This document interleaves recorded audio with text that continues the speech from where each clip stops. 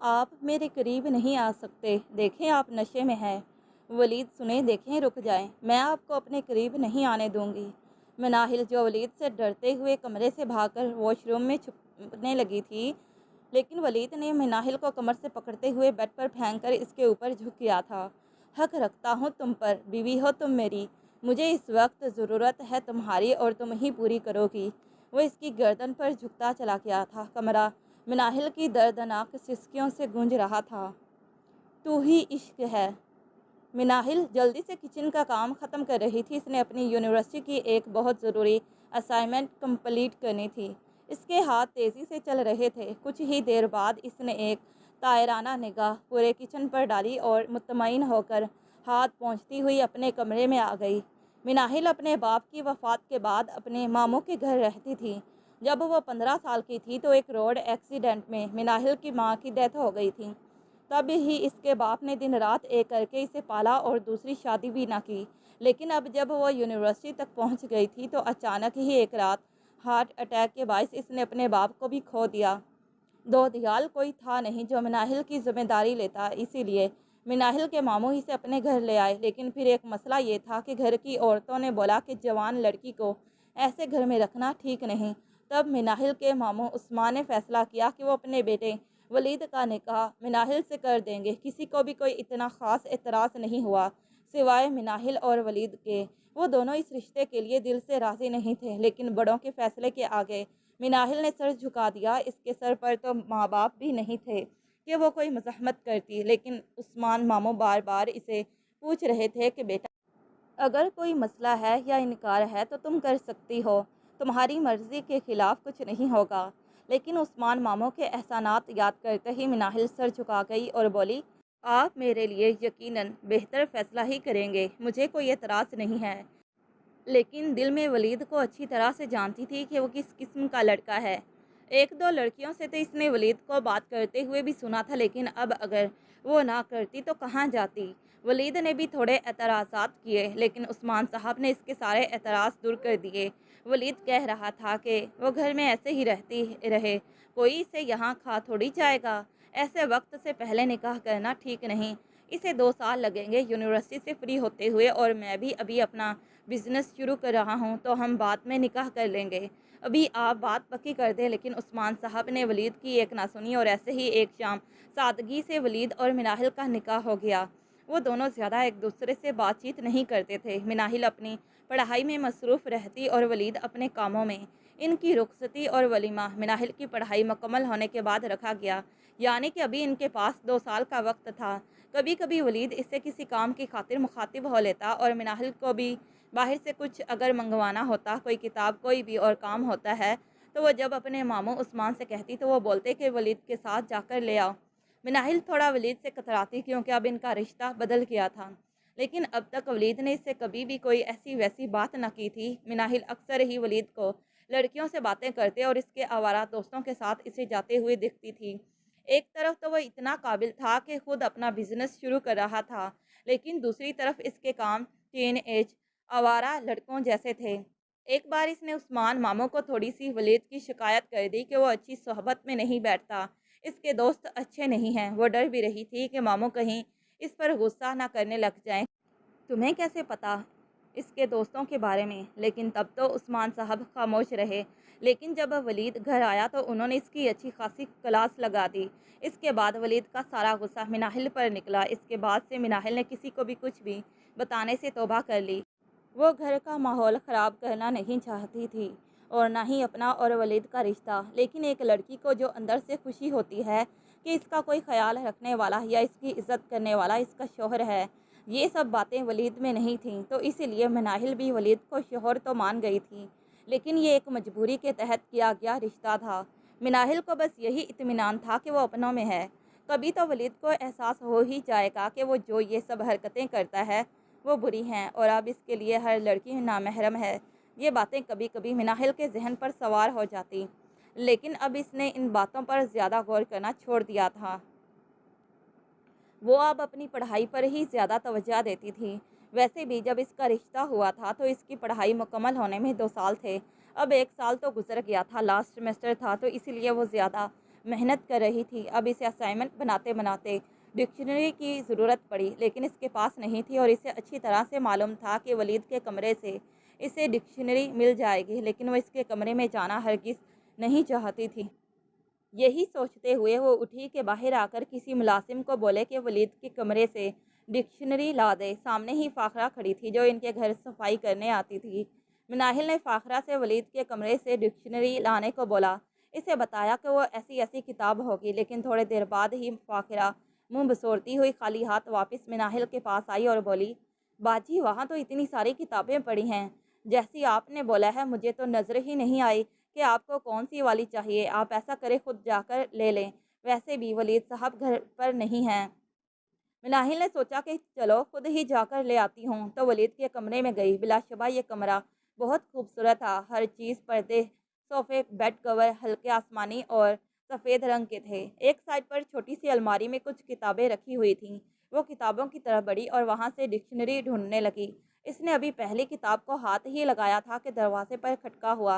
वो डर के पलटी के सामने ही वलीद खड़ा था। मिनाहिल तो इसकी गैर मौजूदगी का फ़ायदा उठाकर इसके कमरे से किताब लेने आई थी। वो कभी भी वलीद के होते हुए इसके कमरे में नहीं आती थी। अब जब वलीद ने अचानक से अपने कमरे में देखा तो थोड़ा सा हैरान रह गया। वलीद की आंखें सुर्ख हो रही थी। वैसे वो इस टाइम घर आता नहीं था, लेकिन आज जल्दी ही आ गया था। मिनाहिल ने खौफज़दा होकर दुपट्टा सर पर अच्छी तरह से जमाया और बोली, वो मैं डिक्शनरी लेने आई थी, मुझे ज़रूरत थी। ये बोलकर वो सर झुकाकर खड़ी हो गई। वली तो इसे किसी और ही अंदाज में देख रहा था।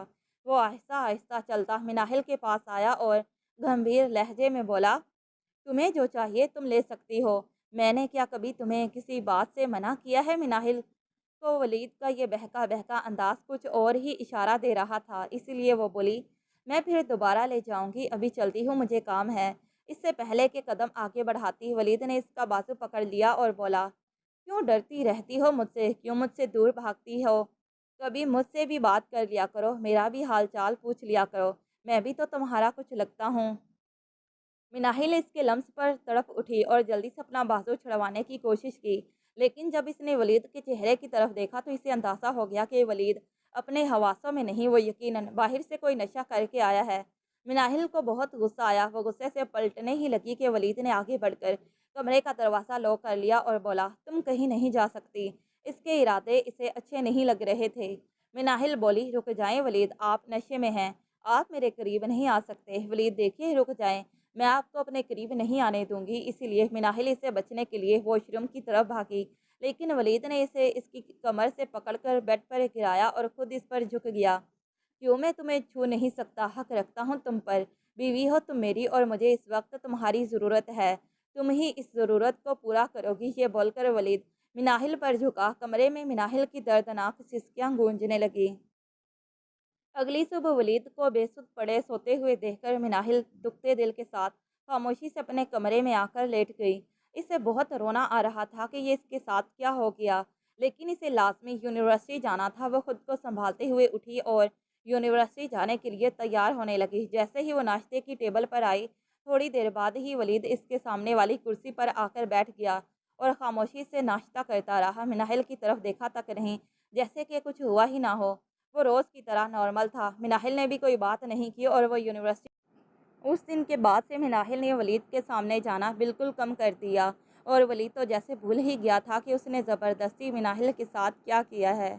ऐसे ही दिन गुजरते रहे कि एक दिन अचानक यूनिवर्सिटी में मिनाहिल को चक्कर आ गए, लेकिन वो संभल गई। इसे लगा कि इसने सुबह नाश्ता नहीं किया, इसलिए थोड़े से चक्कर आ गए हैं। घर आकर भी थोड़ी देर आराम करने के लिए लेट गई, लेकिन जब शाम के खाने के लिए सब बाहर जमा थे तो वो भी आ रही थी, तो इसका जी मतलाने लगा और वह चकराकर धड़ाम से नीचे गिर गई। सब इसकी तरफ आ गए, उस्मान मामू, इनकी बीवी और वलीद भी, कि ये अचानक मिनाहिल को क्या हो गया है। डॉक्टर को बुलाकर इसका चेकअप करवाया। इसने जो बात बताई, इस पर वलीद समेत सब घर वालों को सकता हो गया। वलीद का गुस्से से मुंह सुर्ख हो गया। इसने एक गुस्से भरी नज़र सब पर डाली और कमरे में आकर दरवाजे को धड़म से बंद किया। उस्मान साहब भी आहिस्ता आहिस्ता चलते हुए अपने कमरे में चले गए। पीछे वलीद की अम्मी बची, जो नफरत से मिनाहिल को देख रही थी और बोली, बताओ लड़की, किसके साथ मुँह काला किया है तुमने? हमने तुम्हें अपने घर में जगह दी, तुम्हें इज्जत दी, अपने बेटे की बीवी बनाया, और ये तुमने क्या किया? किसका गुनाह उठाए फिरती हो, बताओ? मिनाहिल अपनी मामी की ऐसी बातें सुनकर दुखते दिल के साथ बोली, मामी मैंने कुछ नहीं किया, ये तो वो मैं वलीद के कमरे में गई थी तो वलीद। अभी वो बात पूरी भी नहीं कर पाई थी कि मामी बोली, खबरदार जो मेरे बेटे पर इल्ज़ाम लगाया, इसने इतने अरसे से तुम्हें हाथ तक नहीं लगाया, हालांकि तुम इसके निकाह में थी। और अब भी जैसे वो गुस्से से अपने कमरे में गया है, मुझे नहीं लगता कि इसने कुछ किया है, लेकिन फिर भी मैं इससे पूछ लूँगी। लेकिन मुझे बहुत अफसोस हुआ है, मैं तुम्हें ऐसा हरगिज़ नहीं समझती थी। बहुत बुरा किया है तुमने हमारे साथ। मामी के जाते ही मिनाहिल बिलक बिलक कर रोने लगी। इसने कभी नहीं सोचा था कि इसके घर के अफराद इससे इस तरह से निगाह मोड़ लेंगे। वो तो अच्छी तरह से जानती थी कि ये सब किया धरा वलीद का है। वो खुद को कोसने लगी। ना वो उस रात वलीद के कमरे में जाती, ना वो नशे में होता और वो इसके साथ ये सब करता। बेशक वो इसका शौहर था, उन्होंने कोई गुनाह नहीं किया था, लेकिन वो बेकसूर होते हुए भी सबकी निगाह में मुजरिम ठहराई गई। अगली सुबह इसकी मामी इसे अस्पताल लेकर जाना चाहती थी, इसके सारे टेस्ट करवाना चाहती थी कि ये बच्चा किसका है। मिनाहिल मामी के साथ चली तो गई, लेकिन जब इसे वहाँ जाकर पता चला कि ये मुझे किस मकसद के लिए लेकर जाना चाहती हैं, तो वो गुस्से से बोली, आपको मेरा यकीन नहीं करना तो ना करें, लेकिन मेरा अल्लाह मुझे जानता है, मैंने कोई गुनाह नहीं किया और ये बच्चा वलीद का ही है। वो अस्पताल ना गई और घर में सब लोगों का रवैया इसके साथ बहुत बुरा हो गया। एक दिन वलीद इसके सामने से गुजरा तो वो वलीद के सामने आ खड़ी हुई और बोली, तुम क्यों चुप हो और ऐसे नज़रें चुरा रहे हो? तुम सब जानते हो तुमने मेरे साथ क्या किया है। हमारा निकाह हुआ है, हम मियाँ बीवी हैं, लेकिन तुमने जो किया मेरे साथ वो गलत किया। सब के सामने जाकर क्लियर क्यों नहीं करते कि ये बच्चा तुम्हारा ही है? क्यों मुझे सबकी नज़रों में इस कदर गिरा रहे हो? वो वलीद के सामने फट पड़ी, लेकिन वलीद को तो जैसे कोई असर ही नहीं हुआ था मिनाहिल की बातों का। इसने बहुत गुस्से भरी निगाहों से मिनाहिल को देखा और बोला, मुझे मालूम है हमारा निकाह हुआ है, हम मियाँ बीवी हैं, लेकिन मैंने तुम्हारे साथ कुछ नहीं किया। मैं बाहर जो मर्ज़ी करूं, लेकिन मैं ऐसा बिल्कुल नहीं हूँ। तुम अपना गुनाह छुपाने के लिए मुझे क्यों इल्ज़ाम दे रही हो?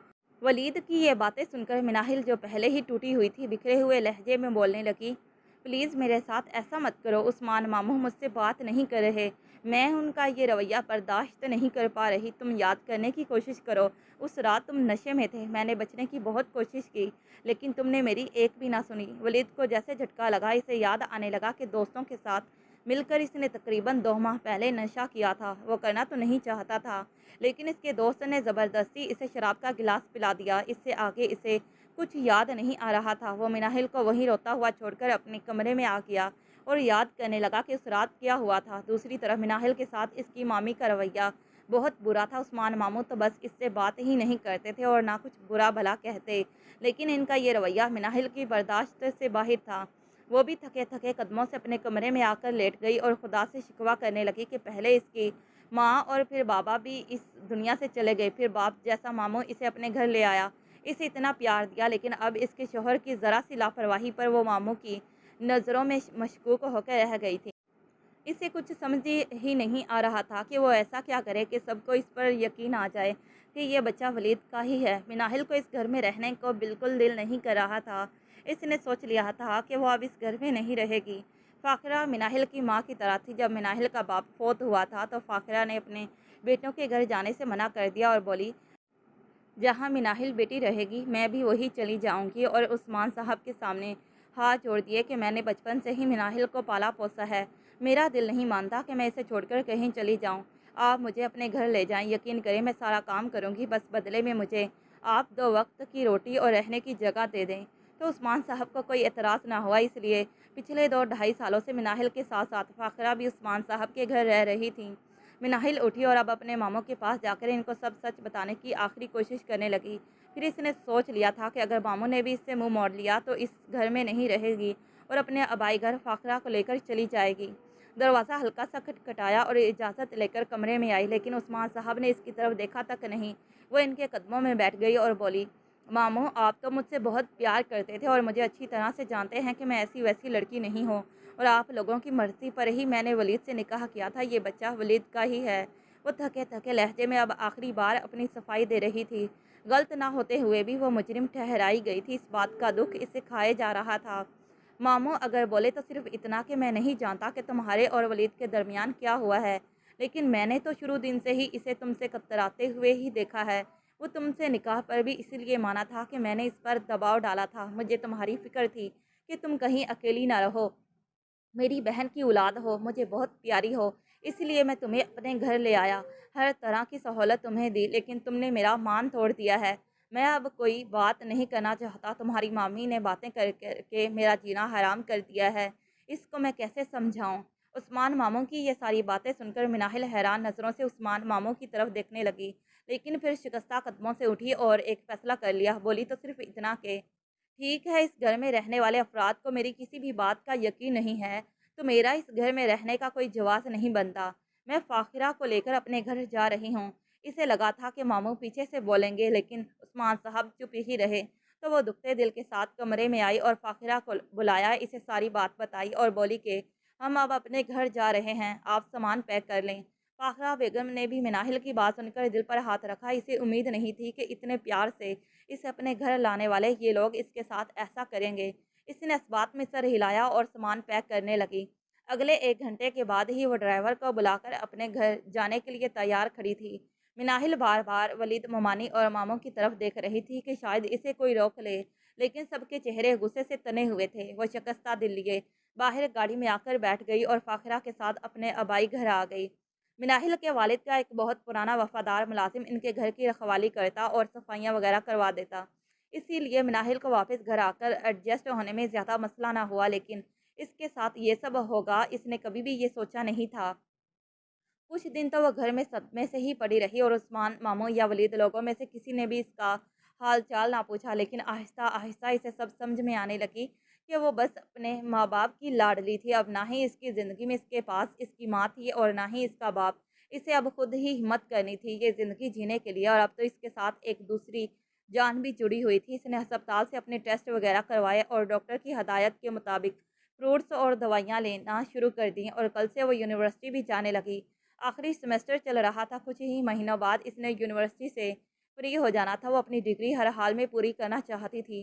फ़ाखिरा इसका बहुत ख़्याल करती, वो इसे बेटियों की तरह मोहब्बत देती, इसके आराम और सुकून का ख़्याल रखती और इसे कहती कि सब ठीक हो जाएगा, एक दिन आएगा जब वलीद ख़ुद तुम्हारे पास आएगा और अपने रवैये की मुआफ़ी मांगेगा। मनाहिल गो के पहले भी वलीद से कोई मोहब्बत वगैरह नहीं करती थी, लेकिन जब से इसका निकाह हुआ था इसने वलीद को दिल से कबूल कर लिया था, लेकिन इसकी कुछ हरकतें इसे नापसंद थी। इससे लगा कि जब इनकी रुखसती वगैरह हो जाएगी तो हो सकता है वलीद भी बदल जाए।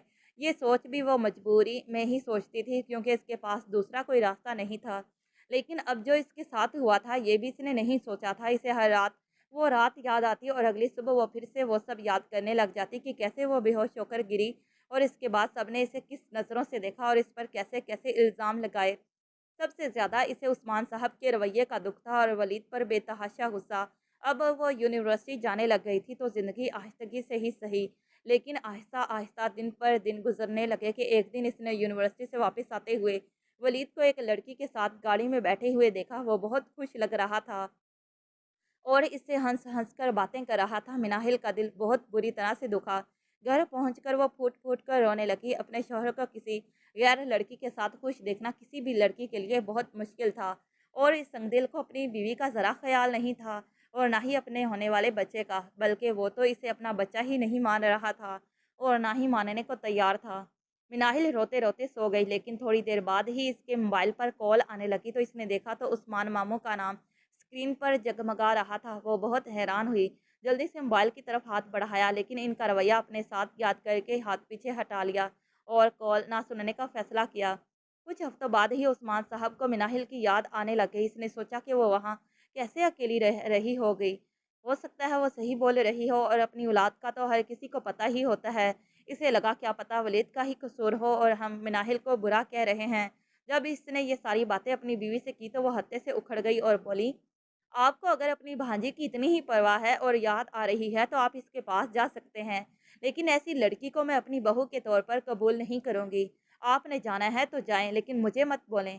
तब उस्मान साहब ने मिनाहिल को कॉल मिलाई, लेकिन जब इसने नहीं सुनी तो वो थोड़ा और परेशान हो गए। अगले ही दिन वो मिनाहिल के घर आ गए, लेकिन वो यूनिवर्सिटी गई हुई थी। पीछे से फ़ाखिरा और शकूर इससे मिले। फ़ाखिरा ने उस्मान साहब को ड्राइंग रूम में बिठाया और पानी पिलाया। वो खुद भी उस्मान साहब से कुछ बात करना चाहती थी। इससे मिनाहिल का रोना-धोना देखा नहीं जा रहा था। इसने फैसला किया कि वो खुद उस्मान को सारी बात बताएगी कि कैसे मिनाहिल को एक किताब की ज़रूरत थी, इसने पहले मुझे भेजा था लेकिन वो मुझे नहीं मिली, तो वो खुद गई। थोड़ी देर बाद ही वलीद बाबा नशे में लड़खड़ाते हुए कमरे में आए थे। तो वो ये सब कुछ हो गया, फिर आपके सामने ही है। फ़ाहिरा की ये बातें सुनकर उस्मान साहब हैरानी से उठ खड़े हुए और बोले, ये तुम क्या बोल रही हो फ़ाहिरा? क्या तुम मुझे पहले नहीं बता सकती थी ये सब कुछ? मेरे तो दिल में पहले से ही बहुत ख़यालात आ रहे थे कि मेरी बेटी ऐसी नहीं हो सकती। इसने मुझे इतनी बार बताने की कोशिश की लेकिन मैंने इसकी एक नहीं सुनी। ये मैंने क्या कर दिया इसके साथ? उस्मान साहब की आंखों से आंसू रवा हो गए। वो बेचैनी से टहलने लगे और बोले, बताओ फ़ाखिरा, अब मैं क्या करूँ? यकीनन मेरा कसूर बहुत बड़ा है। मैंने अपनी बेटी की बात का यकीन नहीं किया और वो यूं दरबदर हो गई। उस्मान साहब का पछतावा था कि कम होने का नाम ही नहीं ले रहा था। वो बेचैनी से टहलने लगे और मिनाहिल का इंतज़ार करने लगे। मिनाहिल जब वापस आई तो उस्मान साहब को अपने घर देखकर पहले हैरान हुई लेकिन फिर अपने चेहरे पर थोड़ी सख्ती ले आए और चुपचाप अपने कमरे की जानिब बढ़ने लगी थी कि उस्मान ने जल्दी से आकर मिनाहिल को अपने सीने से लगाया और इसके सामने अपने हाथ जोड़ लिए और बोला, मुझे माफ़ कर दो बेटी, सारा मेरा कसूर है। मुझे वलीद के बारे में पता भी है कि वो किस तरह का लड़का है, लेकिन मुझे ये नहीं पता था कि वो अब नशा भी करने लग जाएगा और तुम्हारे साथ ऐसा बुरा करेगा। बेटी चलो तुम मेरे साथ, चलो मैं इसकी अच्छी तरह से खबर लूँगा। यहाँ तुम्हारा ध्यान रखने के लिए कोई नहीं है, तुम वापस चलो मेरे साथ। लेकिन उस्मान की ये बातें सुनकर मिनाहिल भी रोने लगी और बोली, आप सब ने मेरे साथ अच्छा नहीं किया मामू। मैंने आपको बार बार बताने की कोशिश की लेकिन आपने भी मेरा यकीन नहीं किया। आपने मेरा मान तोड़ दिया। मैं वलीद की बीवी हूँ, इसने ही मेरे साथ किया है जो किया है और ये बच्चा वलीद का ही है, आप लोगों के ख़ानदान का वारिस। लेकिन मैं आपसे नाराज़ नहीं हूँ मगर आपके घर नहीं जाऊँगी। अब जब तक वलीद खुद आकर मुझसे मुआफ़ी नहीं मांगता मैं यहाँ से कहीं नहीं जाऊँगी। आपकी मर्ज़ी है, आप अगर यहाँ आना चाहें तो आ सकते हैं लेकिन मैं अब वहाँ उस घर में ऐसे हरगिज़ नहीं जाऊँगी। मिनाहिल ये बोलकर अपने कमरे में चली गई। उस्मान साहब भी रोते हुए वापस अपने घर आ गए। इसे अब वलीद का इंतज़ार था कि जैसे ही वो आए तो वो वलीद को सब बताए और इसे बोलें कि गलती तुम्हारी थी और तुम्हारी वजह से मिनाहिल घर से बेघर हो गई। वो मेरी बहन का खून है, मुझे बहुत प्यारी है, लेकिन तुम्हारी एक गलती की वजह से वो सब कुछ हो गया जो नहीं होना चाहिए था। वो वलीद का इंतज़ार करते ही रहे लेकिन कुछ देर बाद ही इनको जो खबर मिली वो सुनकर उस्मान साहब के पाँव तले से ज़मीन निकल गई। वो अभी सोफे पर बैठे थे कि वलीद आएगा तो वो इससे बात करेंगे, इससे लड़ेंगे, इससे नाराज़ होंगे और बोलेंगे कि जाकर मिनाहिल को वापस लेके आओ और इससे मुआफ़ी मांगो। लेकिन एक फ़ोन कॉल ने उस्मान साहब को हिलाकर रख दिया। फ़ोन बजा तो उस्मान साहब ने कॉल ओके करते हुए मोबाइल कान से लगाया लेकिन मुकाबिल की आवाज़ और इसकी बात सुनकर इसके औसान ख़ता हो गए। वो बस बोले तो इतना कि कब कैसे हुआ ये सब? मैं अभी आ रहा हूँ, मुझे अस्पताल का नाम बताओ। फिर तेज़ी से अपनी बीवी को आवाज़ें देने लगे और बोले, जल्दी आओ, मेरी बात सुनो, वलीद का एक्सीडेंट हो गया है। वो बहुत ज़ख्मी है और अस्पताल में है, हमें अभी फ़ौरन चलना होगा। ये सुनकर वलीद की माँ अपने होश खो बैठी और तड़प तड़प कर रोने लगी कि ये क्या हो गया इनके बेटे के साथ। थोड़ी देर बाद ही वो वलीद के दोस्त के बताए गए अस्पताल में मौजूद थे। वलीद आईसीयू में था। उस्मान साहब को तो लगा था कि इस वक्त उस्मान ऑफिस में होगा लेकिन वो बाहर कहीं किसी लड़की से मिलने जा रहा था कि एक ट्रक ने इसकी गाड़ी को बुरी तरह से हिट किया। बड़ी मुश्किल से कुछ लोगों ने वहाँ से वलीद को अस्पताल पहुँचाया। इसके मोबाइल पर आखिरी कॉल जो थी वो इसने अपने दोस्त वकास को की हुई थी। इसने अब वलीद के माँ बाप को इतला दी थी कि आप लोग अस्पताल आ जाएं, वलीद का एक्सीडेंट हो गया है। वो दोनों रोते हुए अपने बेटे की तंदुरुस्ती के लिए दुआ कर रहे थे। वलीद की माँ के तो आंसू ही नहीं खुश्क हो रहे थे। बहुत सारे घंटों के इंतज़ार के बाद डॉक्टर ने जो खबर वलीद के माँ बाप को दी, इसने दोनों को हिलाकर रख दिया। वलीद बुरी तरह से ज़ख्मी हुआ था। इसकी दोनों टांगों पे बुरी तरह से ज़ख्म आए थे। एक टांग टूट चुकी थी। डॉक्टर्स ने बताया कि आपके बेटे की ज़िंदगी तो बच गई है लेकिन अब शायद वो ज़िंदगी में कभी चल ना सके। हमने अपनी तरफ से पूरी कोशिश की थी लेकिन इसकी एक टांग की हड्डियाँ चूरा-चूर हो गई थीं, इसलिए वो काटनी पड़ी। आप लोग दुआ करें वलीद के लिए। उस्मान साहब और इसकी बीवी की तो दुनिया ही उजड़ गई। वलीद इनका इकलौता बेटा था जिसे वो दोनों बेहद प्यार करते थे लेकिन उन्होंने कभी भी नहीं सोचा था कि इनके बेटे के साथ ये सब होगा। वलीद साहब रोते रोते ज़मीन पर बैठ गए। इनको अचानक ही मिनाहिल का ख्याल आया और वो बोल उठे, देखा, किसी मज़लूम की बद्दुआ नहीं लेनी चाहिए। उस यतीम बच्ची के साथ हम लोगों ने अच्छा नहीं किया, इसे घर से बेघर कर दिया, इस पर इस कदर इल्ज़ामात लगाए। वो बार बार मिलकती रही कि ये वलीद का ही बच्चा है लेकिन हम में से किसी ने इसका यकीन नहीं किया और इसे यूं घर से बाहर निकाल दिया। इसकी आह ने अर्श को हिला दिया और देखो अब हमारे बेटे के साथ क्या हो गया है। वो रोते रहे और यूं ही ये सब बोलते रहे लेकिन वलीद की माँ को सकता हो गया था। वो ना कुछ बोल रही थी और ना ही रो रही थी। वो चुपचाप एक कुर्सी पर बैठी सामने खाली खाली नज़रों से आईसीयू के कमरे को तक रही थी। कुछ दिनों बाद ही वलीद की हालत कुछ बेहतर हुई तो इसको आईसीयू से दूसरे कमरे में शिफ्ट कर दिया गया, लेकिन अभी भी इसे बहुत एहतियात की ज़रूरत थी। जिस तरह से अस्पताल में इसका ख्याल रखा जा रहा था, उस तरह से घर में नहीं रखा जा सकता था, इसलिए तकरीबन 1 माह इसे अस्पताल ही रहना था। वो जब होश में आया तो इसने अपने जिस्म को हरकत देने की कोशिश की, लेकिन जब वो अपनी एक टाँग ना हिला पाया तो ज़ोर-ज़ोर से चीखने लगा और डॉक्टर्स को आवाज़ देने लगा कि मेरी एक टाँग हरकत नहीं कर रही। जवाब में डॉक्टर की बात सुनकर वलीद बिल्कुल चुप होकर रह गया। डॉक्टर ने इसे बताया कि अब आप कभी भी चल नहीं सकेंगे, आपकी एक टाँग डैमेज हो गई है। वो वलीद जो किसी को कुछ समझता ही नहीं था, इसे अपनी खूबसूरती पर बड़ा नाज़ था। इसने अपने बाप के कहने पर इस यतीम लड़की मिनाहिल से निकाह तो कर लिया था, लेकिन इसे कभी भी वो मोहब्बत और वो प्यार नहीं दिया था जो एक बीवी का हक होता है। एक रात नशे में होने के बायस इसने मिनाहिल के साथ जो किया वो भी अब इसे बेहोशी में बार-बार याद आ रहा था। जब इसकी माँ इसके पास आई तो वो बोला, मिनाहिल कहाँ है? इसे बुलाएँ। ये इसकी बददुआ की वजह से मेरे साथ ऐसा हुआ है। मैंने इसके साथ अच्छा नहीं किया था, बुलाएँ इसे। वो कहाँ है? मुझे इससे बात करनी है, इससे मुआफ़ी माँगनी है। अपने बेटे की ये हालत देखकर नसीमा बेगम रोने लगी और वली से कहने लगी, बेटे तुम्हारा कोई कसूर नहीं है, चुप कर जाओ, सब ठीक हो जाएगा। हम तुम्हारा किसी अच्छी जगह से ऑपरेशन करवाएँगे और तुम चलने लगोगे। वो खुद भी जानती थी कि वो ये बेकार की तसल्लियाँ अपने बेटे को दे रही हैं। दूसरी तरफ जैसे ही मिनाहिल को पता चला कि वलीद के साथ ये हुआ है तो यकदम इसके दिल को कुछ हुआ। बेशक वो ऐसा नहीं चाहती थी कि वलीद के साथ ऐसा कुछ हो। अब तो वो इसके होने वाले बच्चे का बाप भी था। वो रोने लगी और बार-बार फ़ाखिरा से कहने लगी कि मैंने तो कोई बद्दुआ नहीं दी थी वलीद को। ये क्या हो गया फ़ाखिरा? ख़ाला मुझे वलीद के पास ले जाएँ। फ़ाखिरा ने मिनाहिल को सँभालने की कोशिश की।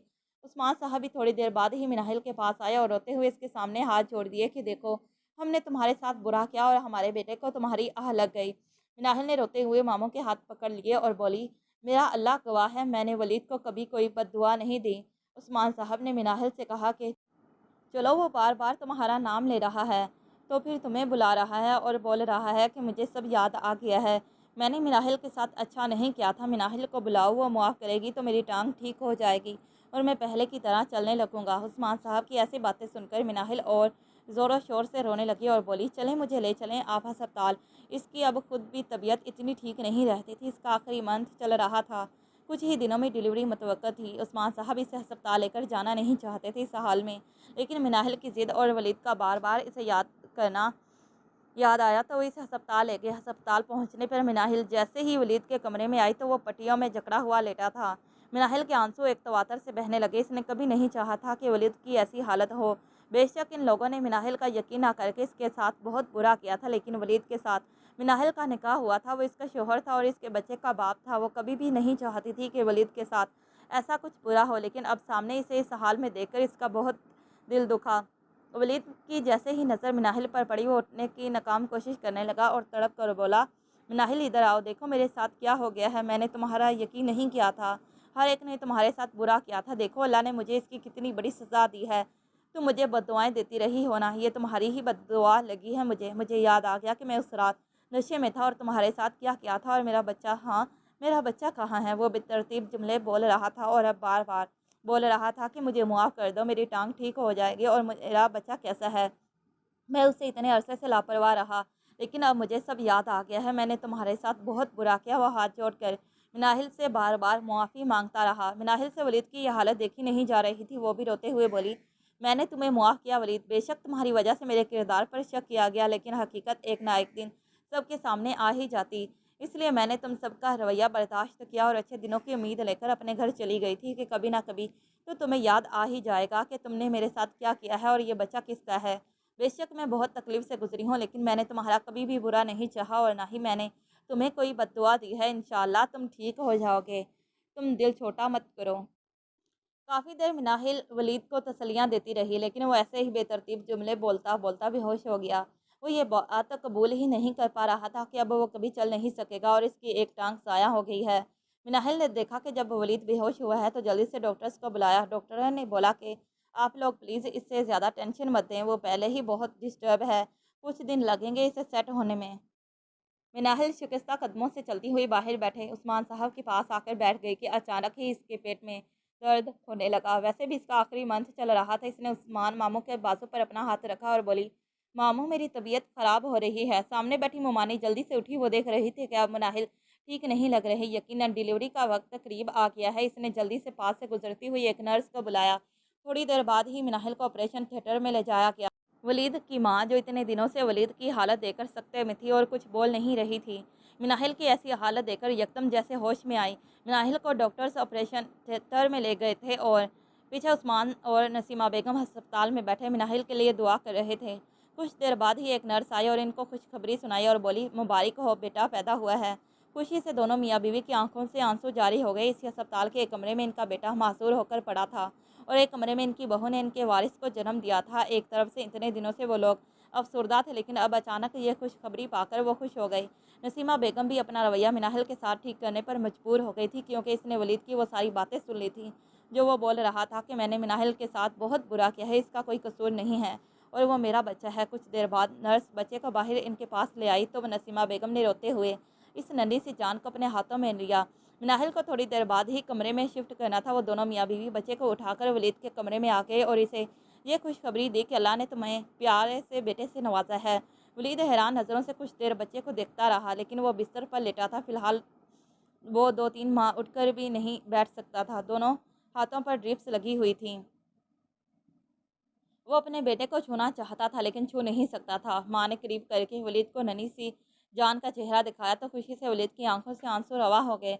वो दोबारा से बोलने लगा कि मैं अपने बच्चे और मिनाहिल का मुजरिम हूँ, जिसकी मुझे अल्लाह ने बहुत जल्द सज़ा दे दी। वो दोनों मियाँ बीवी अपने बेटे को खुश करने की खातिर बच्चे को इसके पास लेकर आए थे, लेकिन वलीद दोबारा से डिप्रेशन में जा रहा था। कुछ देर वो दोनों मियाँ बीवी बेटे को समझाते रहे कि ये अल्लाह ने तुम्हें इनाम की सूरत में इतनी बड़ी नेमत से नवाजा है, तुम अल्लाह का शुक्र अदा करो और फिक्र मत करो, तुम ठीक हो जाओगे। लेकिन वो जानते थे कि इसे कुछ महीने अभी ऐसे ही अस्पताल के बिस्तर पर रहना था। थोड़े दिनों बाद वो मिनाहिल को लेकर अपने घर आ गए। एक तरफ सब खुश थे नन्हे हमाद को देखकर, लेकिन दूसरी तरफ वलीद की वजह से परेशानी भी होती थी।